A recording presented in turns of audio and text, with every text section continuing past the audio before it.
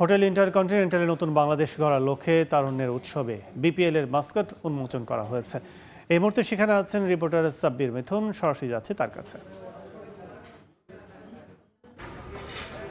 এইমাত্র উন্মোচিত হয়ে গেল বিপিএল এর ১১তম আসরের মাস্কট ডানা ৩৬, অর্থাৎ ৩৬ জুলাই কিংবা ৫ আগস্টকে সামনে রেখে এবারের মাস্কট উন্মোচিত হলো। সেই সাথে পথ চলা শুরু হলো তারুণ্যের উৎসব নামে নতুন একটা আয়োজনের, যার মাধ্যমে প্রতি বছর ক্রিকেটের পাশাপাশি ফুটবল, কাবাডি, হাডুডু সহ সাংস্কৃতিক বিভিন্ন প্রতিযোগিতা সারা দেশ জুড়ে বিভিন্ন জেলা থেকে উপজেলায় অনুষ্ঠিত হবে। এবং এই সব কিছুরই আজ আনুষ্ঠানিক যে সার্বিক তত্ত্বাবধানে ছিল যুব ক্রীড়া মন্ত্রণালয়, পাশাপাশি বিপিএলের জন্য বিপিএলের যেহেতু একটা আনুষ্ঠানিকতা রয়েছে, বিসিবিও আসলে সার্বিকভাবে সহযোগিতা ছিল।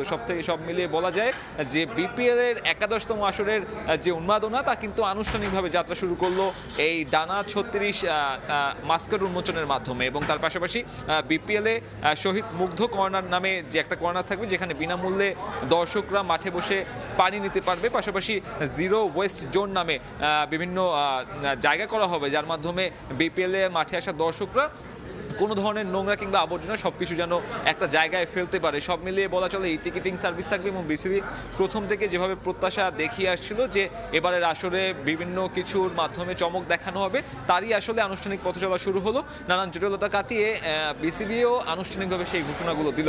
পাশাপাশি তারুণ্যের উৎসব খ্যাত যে ইভেন্টটি আসলে পথ চলা শুরু করলো, তাতে জেলা এবং উপজেলা পর্যায়ে তরুণরা, বিশেষ করে তরুণরা বলা যায় বিভিন্ন ধরনের ইভেন্ট, অর্থাৎ সেটা ক্রীড়াক্ষেত্রে কিংবা সাংস্কৃতিক অঙ্গনে নানানভাবে পার্টিসিপেট করতে পারবে। এবং যুব ক্রীড়া মন্ত্রণালয়ের প্রত্যাশা যে এর মাধ্যমে সারা দেশ জুড়ে অ্যাথলেটের পাশাপাশি বিভিন্ন প্রতিভাবান তরুণীদের তুলে আনা সম্ভব হবে। আজকের এই আয়োজনে প্রধান অতিথি হিসেবে আসিফ মাহমুদ সজীব ভূঁইয়া, অর্থাৎ যুব ক্রীড়া মন্ত্রণালয়ের যিনি উপদেষ্টা, তিনি উপস্থিত ছিলেন। পাশাপাশি বাফুফে থেকে নবনির্বাচিত যে সভাপতি তাবিদ আউয়ালকেও আমরা দেখেছি।